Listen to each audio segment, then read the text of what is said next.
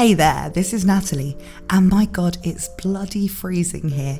I'm making this video with so many layers of clothing on that I no longer resemble the shape of a human, and you may still get a little bit of my teeth chattering in the audio, so I'm sorry about that. Still, Christmas is coming, so at least I get to use some of my festive outfits on here. Of course, with the end of the year just a few weeks away, that also means we're into the tail end of the current anime season, and also Shield Hero Season 3. Personally, I've been really enjoying this season, and it has been a great return to form after a disappointing Season 2, but that's a topic for another video. Today I want to talk about the abundance of new waifus who've joined the cast in Season 3, who they are, whether they're going to have a bigger role to play in the story, and really just why there are so many of them. Is it just for the sake of building the biggest pseudo-harem possible, or is there really room for all of these new characters to grow and shine as Shield Hero progresses into the next seasons? Before all that though, please consider subscribing if you haven't already. It really helps me out. And also, if you want to support the channel, or maybe help make it so your favourite cat girl can afford to put the heating on, there's a link to my coffee in the description. You know, as it's Christmas, yeah? I'm so grateful for all the support I've had from you in what's been a tough year. I know 2024 is going to be a lot better, and that we're all going to have a great Christmas. So if you're watching this when it was first uploaded in December, let me know in the comments what you want Santa to fill your stocking with when he comes down your chimney this year. Okay, that's enough Christmas innuendo, at least until the next video. Right, so new waifus in Season 3 of The Rising of the Shield Hero. We have Sadeena, Sign, Atla, Ratatouille and Wyndia as significant named characters who've all joined Naofami's village. They add to Philo, Raphtalia, Melty, Eclair and Rishia within Naofami's faction.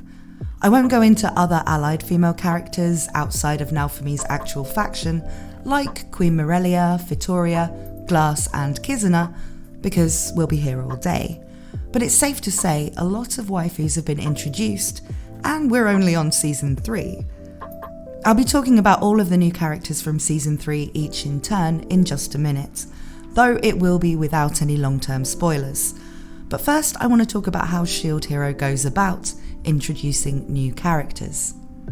See, the current arcs in the anime in between Naofami returning from Glass's world and the impending fight with the Phoenix are mainly around getting two things established for the future: more positive relationships with the other three heroes, and building up Naofami's village. The second one of these naturally means a lot of new characters are coming into the fold, but some of them are kind of being installed with a long-term plan in mind. While Sadeena and Atla are clearly going to be important right away from their introductions, other characters like Sign and Ratatouille almost seem to just show up and become part of the faction without really having much more to do than just a role to play in the village in Rat's case, or an extra combatant in the case of Sign.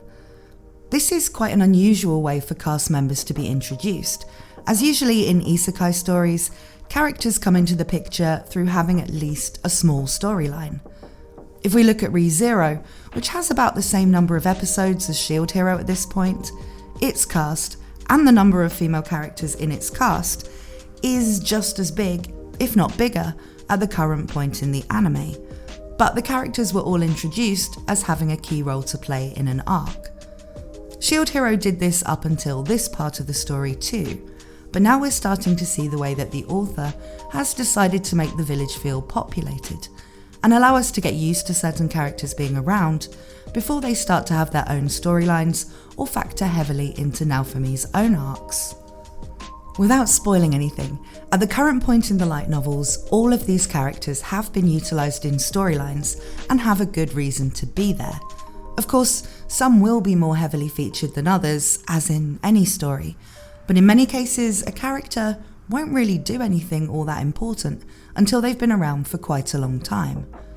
Now, I actually like this approach because it does bolster the sense of building a community of interesting and useful people, during a part of the story where that's a big focus for Natalie. And it means that you do somewhat know and care about the characters when they do get involved in something bigger. But I can see how it can just seem like this phase of the series is just piling up waifus who don't really have much to do, making those averse to harem isekai whine about it, even though currently none of them are really love interests for now for me. But I will say it's not a story that wastes characters or adds them just for the sake of having one more character design to put on the light novel covers, and so it's best to just go with it and appreciate that this is just a series that plays the long game sometimes with the characters it introduces. So, who are these new waifus? I'm not going to talk about things they'll do later in the series, so you're safe if you're avoiding spoilers, though I do have other Shield Hero videos you can check out if you do want to know future plot points. However, since they were introduced at quite a rapid pace, I'm going to give a bit of background on each of them that can help you get to know them better. So, first up, we have one of my favourite characters in the entire series, which is Sadeena. Thirsty One-san who likes a drink? What's not to like? Now, she was first mentioned in Season 1 when Raphtalia rescued Keel, as they both remembered her from originally growing up in the village.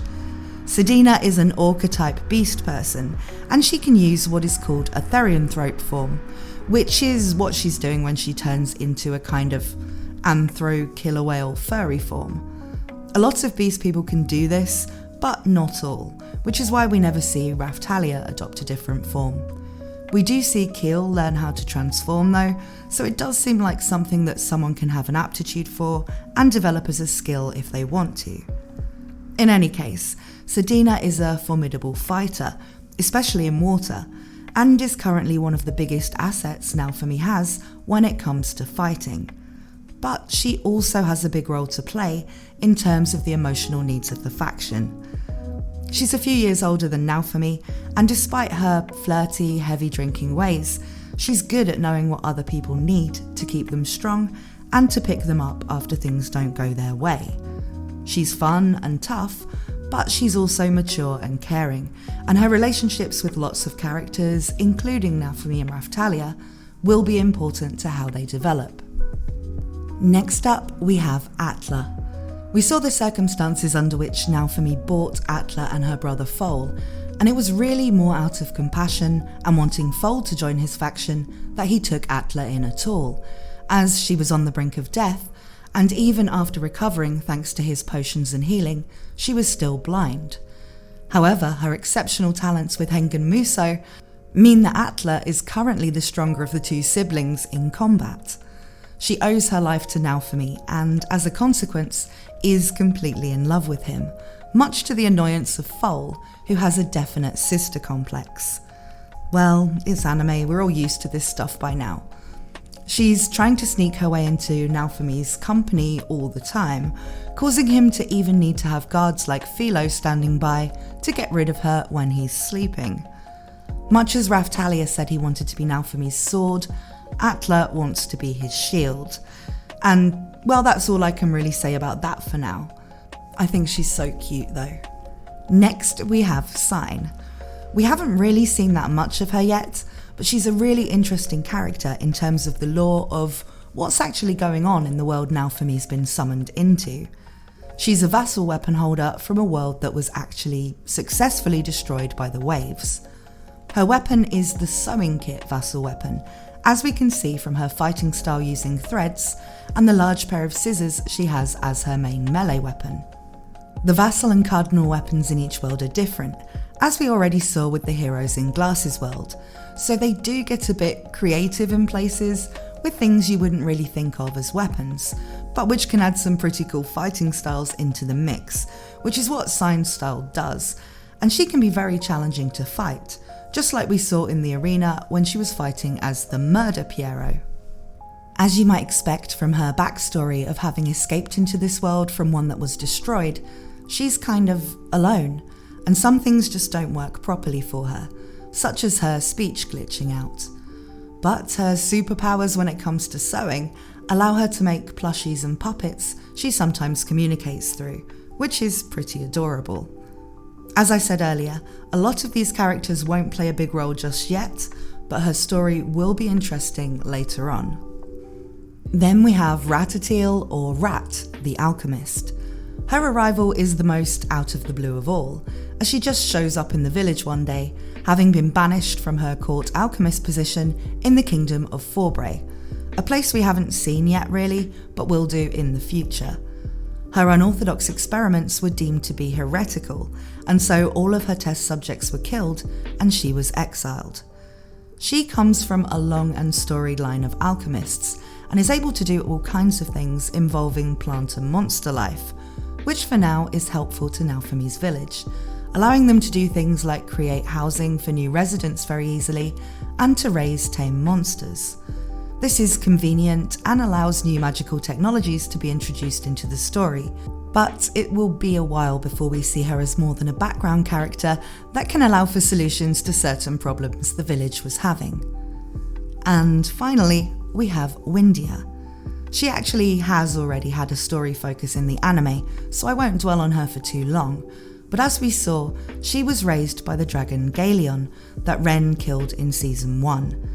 She had a hatred for the sword hero, and to a lesser extent the heroes in general, but now she knows that Ren was manipulated into killing her father, and he's saved her life a couple of times. They have an uneasy kind of bond. Her main responsibility in the village is raising monsters, which she has a talent for, and looking after the new baby Galeon, who she doesn't know still has the soul of her father. He has the soul of her father and the looks of Charizard, so that's a pretty good pet to have around.